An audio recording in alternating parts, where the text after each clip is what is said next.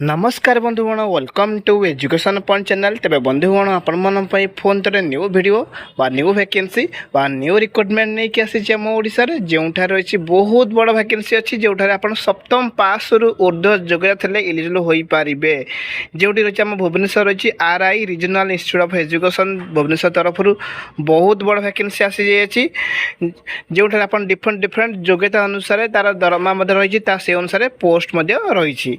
तेज आस देखा जे कौन कौन वैकेंसी अच्छी कौ सब्जेक्ट मान वैकेंसी अच्छी सहित नॉन टीचिंग जो सप्तम पास ऊर्ध्व योग्यता अच्छी से पोस्ट कौन सब रही सब डिटेल्स ता सहित आवेदन प्रक्रिया योग्यता यही सब वैकेंसी विषय आपण मानक आज मुझे कही रखी।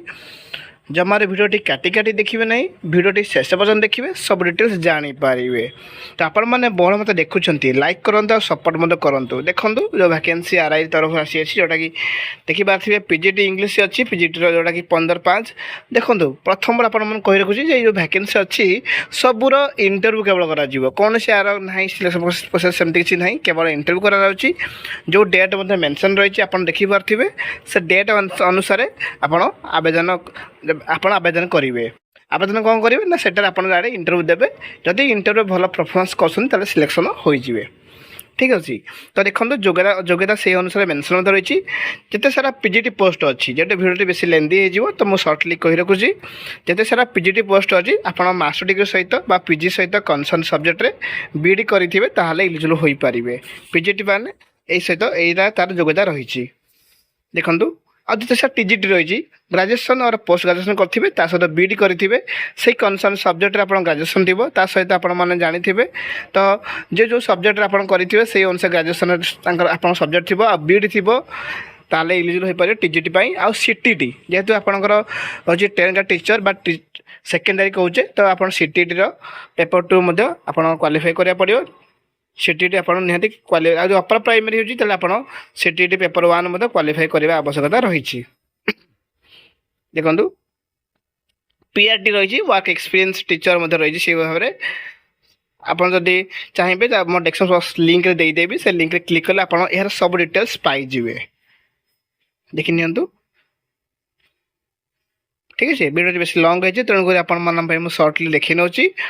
देखो जोटा आपंती नॉन टीचिंग वैकेंसी अनेक गुड़े रही जोटा आप देखिपारे सहित लाइब्रेरी अटेंडेंट अच्छी जो अटेंडेंट देखो 12 पास +2 पास जो मैंने करेंगे library senior library attendant post eligible हो पारे। जोटा 3टी वैकेंसी अच्छी डेट समस्त डिफरेंट डेट अच्छी से डेट अनुसार आपने निहाती सांगे ओरिजिनल जेरक्स कॉपी सहित resume passport photo identity proof सब सांगे नहीं जी।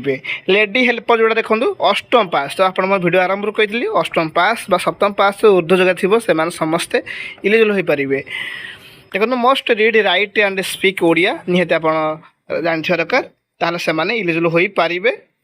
से देखो वोकेशनल एजुकेशन टीचर देखो डिप्लोमा इन ब्यूटी थेरापी करेंगे ब्यूटी कल्चर करते से एलिजिबल हो पारे। लैब असिस्टेंट बटानी और केमिस्ट्री से कनसर्न सब्जेक्ट आप बैचलर डिग्री थी ताहले से एलिजिबल हो पारे लैब असिस्टेंट सब्जेक्ट मानक। ठीक अच्छे यह रहा आज वैकेंसी तार योग्यता तार आवेदन प्रक्रिया सब तो आप कही रखिली। जदि यहाँ पर आउ किसी डाउट हुए ताहले कमेंट बॉक्स मते कहि पारिबे।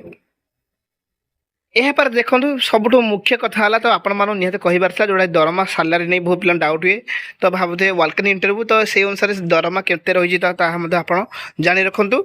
ऑल सब्जेक्ट मान देखो PGT देखो मेंशन अच्छी से देखो फॉर PGT देखो 27,500 रही।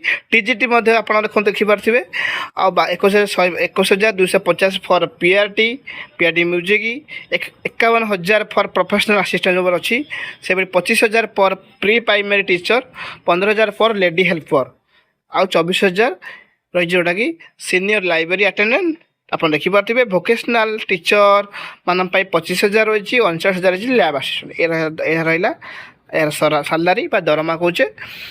यह था आज वैकेंसी तार संपूर्ण डिटेल्स। जदि यहाँ पर आउ किसी डाउट हुए ताले कमेंट बॉक्स कहि पारिबे। वीडियोटी भल लगे लाइक करेंगे सपोर्ट करेंगे।